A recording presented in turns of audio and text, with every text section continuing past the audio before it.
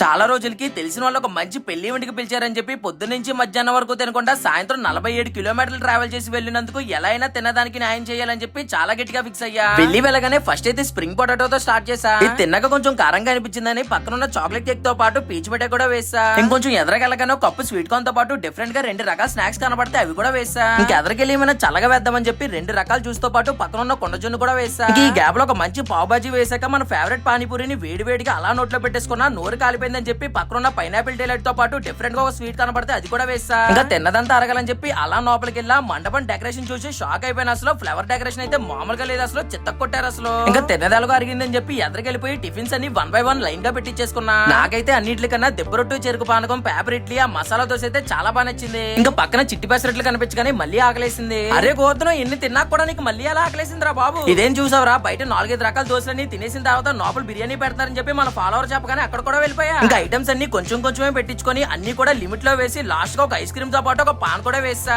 అసలు నా పొట్టని సాటిస్ఫై చేసి ఈవెంట్ మొత్తాన్ని ఇంత గ్రాండ్ గా ఎవరు చేశారా అని అనుకుంటే అప్పుడు తెలిసింది మన ఏజే ఈవెంట్ సజ్జయ్ బ్రో అని. ఇన్ని ఐటమ్స్ తో ఇంత పెద్ద ఈవెంట్ ని గ్రాండ్ గా చేయాలనుకుంటే వీళ్ళకి మాత్రమే సాధ్యమవుతుంది. మరి మీరు కూడా చేయించుకోవాలనుకుంటే పైన నంబర్ కి కాంటాక్ట్ అవ్వండి. నెక్స్ట్ వీడియోతో మళ్ళీ కలుద్దాం. ఇట్లు మీ గోవర్ధన్.